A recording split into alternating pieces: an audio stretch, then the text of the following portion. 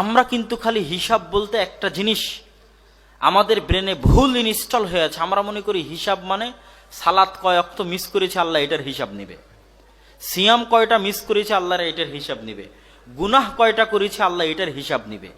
এই যে একটা ভুল ধারণা আমাদের ব্রেনের মধ্যে ঢুকে আছে।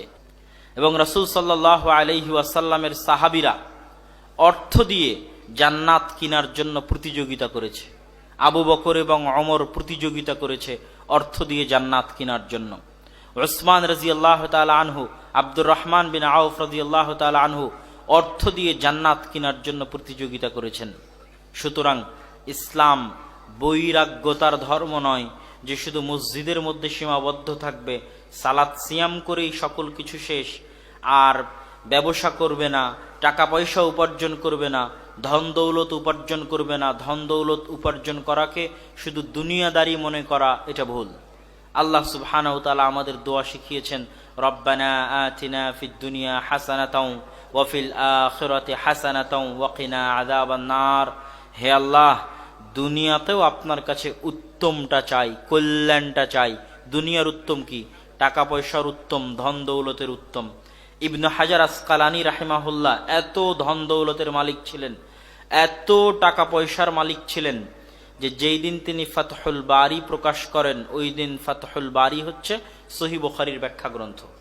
তিনি এত টাকা পয়সার মালিক ছিলেন যে যেই দিন তিনি ফাতহুল বারি প্রকাশ করেন ওই দিন তিনি ফাতহুল বারি কয়েক হাজার, কয়েক লক্ষ কপি সারা পৃথিবীর সকল কোনায় সকল আলেমের নিকটে নিজ খরচে ফ্রি ছাপিয়ে ফ্রি পৌঁছে দেওয়ার ব্যবস্থা করেছেন। তো টাকা পয়সা না থাকলে তো উনি করতে পারতেন না। তো ওনার জীবন যাপন দেখে একদিন এক ইহুদি ওনাকে জিজ্ঞেস করছে, ওনার জীবনীতে বর্ণিত আছে যে হে ইবনে হাজার আসকালানী, তোমরাই বলো যে আদ-দুনিয়া সিজনুল লিল মুমিন, দুনিয়া হচ্ছে মুমিনের জন্য কারাগার আর কাফেরদের জন্য জান্নাত। তা আমার নাই টাকা পয়সা, আমি ইহুদি মিসকিনি হালাতে জীবন যাপন করি, তুমি এত আলিশান তোমার উট, আলিশান তোমার ঘোড়া, আলিশান তোমার বাড়ি, আলিশান তোমার চলাফেরা, তো তুমি কেমনে কারাগারে হলে আর আমি কেমনে জান্নাতে হলাম? তো ইবনে হাজার আসকালানী রাহিমাহুল্লাহ উত্তরে বলেছিলেন যে আজকে তুমি যে অবস্থার মধ্যে আছো, যখন তুমি জাহান্নামে যাবে তার তুলনায় এটা জান্নাত। আর আমি যে অবস্থার মধ্যে আছি, আমি যখন জান্নাতে যাব তার তুলনায় এটা কারাগার। আল্লাহু আকবার। তো অনেক চমৎকার উনি অ্যান্সার দিয়েছিলেন। তো সম্মানিত উপস্থিতি, এই জন্য ইসলামে অর্থের গুরুত্ব সীমাহীন এবং অপরিসীম। অর্থ মানুষকে জাহান্নামেও নিয়ে যেতে পারে, অর্থ মানুষকে জান্নাতও নিয়ে যেতে পারে। এটা হলো এতক্ষণ যাবৎ আলোচনার সারমর্ম, যে একটা টাকা আপনাকে জান্নাতও নিয়ে যেতে পারে, একটা টাকা আপনাকে জাহান্নামেও নিয়ে যেতে পারে। তারপরের পয়েন্টে আসি, মানুষের কাছ থেকে আল্লাহ সুবহানাহু ওয়া তাআলা যে হিসাবগুলো নিবেন, আমরা কিন্তু খালি হিসাব বলতে একটা জিনিস আমাদের ব্রেনে ভুল ইনস্টল হয়ে আছে। আমরা মনে করি হিসাব মানে সালাত কয় ওয়াক্ত মিস করেছে আল্লাহ এটার হিসাব নেবে, সিয়াম কয়টা মিস করেছে আল্লাহর এটার হিসাব নেবে, গুনাহ কয়টা করেছে আল্লাহ এটার হিসাব নেবে। এই যে একটা ভুল ধারণা আমাদের ব্রেনের মধ্যে ঢুকে আছে, কেউ কোনো সময় কল্পনা করি না যে আমার পকেটে যে একটা টাকা ঢুকলো, এই একটা টাকা ঢুকার হিসাব আল্লাহ নিবে এবং ওই একটা টাকা বের হওয়ার হিসাব আল্লাহ নিবে। আল্লাহু আকবার, নিবে। এই জিনিসটা আমার নানাকে যখন আমি দেখতাম, যে আমার নানা খুব পরহেজগার মানুষ ছিলেন, তো উনি প্রতিটা টাকার হিসাব খাতায় লিখে রাখতেন। এমনকি 4 আনা 8 আনারও যদি হিসাব হয়, ওনার ব্যক্তিগত, ওনার কোনো ব্যবসা ট্যাবসা এরকম না, ওনার পকেটে যা ঢুকতো তা লেখা, পকেট থেকে যা বের হতো তা লেখা। তো কি জন্য উনি লিখে রাখতেন? ওনার কথা হচ্ছে কিয়ামতের মাঠে আল্লাহ সুবহানাহু ওয়া তাআলা হিসাব চাওয়ার আগে দুনিয়াতে আমি নিজের কাছে আমার হিসাব পরিষ্কার রাখতে চাই। কিন্তু আমরা কিন্তু মালের বিষয় উদাসীন। আমরা মনে করি খালি সালাতের হিসাব হবে, সিয়ামের হিসাব হবে।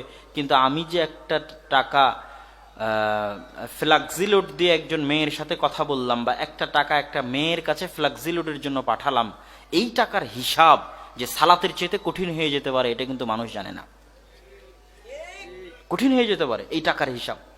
আমি একটা টাকা দিয়ে আর একজনকে অবৈধ কাজে সহযোগিতা করলাম, অথবা নিজে অবৈধ কাজের জন্য ব্যয় করলাম, এই টাকার হিসাব একটা সালাত মিস দেওয়ার চাইতে, একটা সিয়াম মিস দেওয়ার চাইতে আমার এবং আপনার জন্য কঠিন হয়ে যেতে পারে। রাসূল সাল্লাল্লাহু আলাইহি ওয়াসাল্লামের অসংখ্য হাদিস এবং আল্লাহ সুবহানাহু ওয়া তাআলার পবিত্র কোরআনের অসংখ্য আয়াত এটা স্পষ্ট প্রমাণ করে যে ধন সম্পদ মানুষ যা ইনকাম করেছে এবং যা ব্যয় করেছে তা কড়ায় গণ্ডায় 16 আনায় আল্লাহ সুবহানাহু ওয়া তাআলার দরবারে আল্লাহ সুবহানাহু ওয়া তাআলার সামনে বুঝিয়ে দিতে হবে। এখন উপায় কি? আবার উপায় ওই একটাই, সেটা হচ্ছে এত বেশি পরিমাণে দান থাকা যে আমার হিসাবে যদি কোনো গরমিল থেকেও থাকে তো দান দিয়ে যেন কভার হয়ে যায়, দান দিয়ে যেন কি হয়ে যায়? কভার হয়ে যায়। এই জন্য দানের পরিমাণ থাকতে হবে অত্যাধিক, সীমাহীন, অসংখ্য, যেন সালাতে যে কমতি আছে ওটাও পূরণ, গুনাহের কাফফারা ওটাও পূরণ, আমার হিসাবের মধ্যে যে খাংতি আছে এই খাংতিও যেন আল্লাহ সুবহানাহু ওয়া তাআলা আমাকে ধরতে না পারেন। যদি ধরেন তাহলে যেন আমি দান এবং সাদাকার আধিক্যতা দিয়ে সেটা ওভারটেক করতে পারি, ওভারকাম করতে পারি, যে অমুক আমার কাছে এত টাকা পায়, আমি তো এত দান করেছিলাম, সে দানের নেকি সে নিয়ে চলে গেল। অমুকের এত টাকা মেরে খেয়েছিলাম, তার চেয়ে এত বেশি দান আছে, ওই দানের নেকি সে নিয়ে চলে গেল। এরকম কত অসংখ্য অসংলগ্ন থাকতে পারে, অসংখ্য অসঙ্গতি থাকতে পারে। সে অসংখ্য অসংলগ্ন এবং অসঙ্গতির বিপরীতে যদি আমার দানের মাত্রা বেশি হয়, তাহলে যখন আল্লাহ হিসাব নেবেন, প্রতিটা আটানারও হিসাব নেবেন, চারানারও হিসাব নেবেন, 1 টাকারও হিসাব নেবেন, মানুষের সালাত এবং সিয়ামের হিসাবের চাইতে মানুষের টাকার হিসাব বেশি কঠিন হবে। কেননা টাকার সাথে মানুষের অধিকার সংশ্লিষ্ট।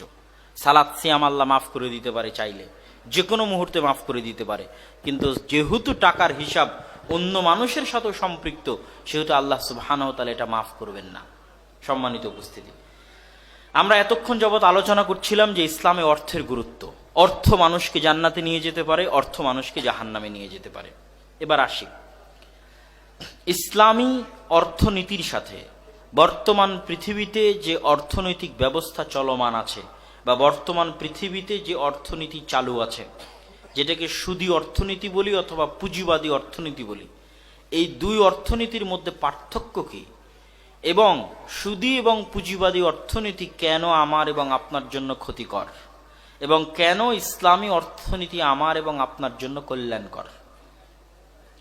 প্রথমত আমাকে এবং আপনাকে বুঝতে হবে ইসলাম একটি সামগ্রিক ধর্ম। ইসলাম গ্লোবালাইজেশনে বিশ্বাস করে এবং ইসলাম সর্বব্যাপী, সর্বগ্রাসী। ইসলামের হুকুম আহকামগুলোকে এমনভাবে সাজানো হয়েছে যেটা সর্বব্যাপী, সর্বগ্রাসী। কিভাবে সর্বব্যাপী, সর্বগ্রাসী?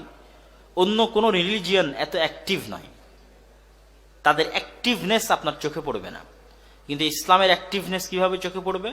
দৈনিক 5 ওয়াক্ত সালাতে আজান এবং মসজিদে জামাতে উপস্থিতির মাধ্যমে ইসলাম অ্যাক্টিভ। প্রতিদিন তার কাজ আছে, প্রতিদিন কি আছে? কাজ আছে।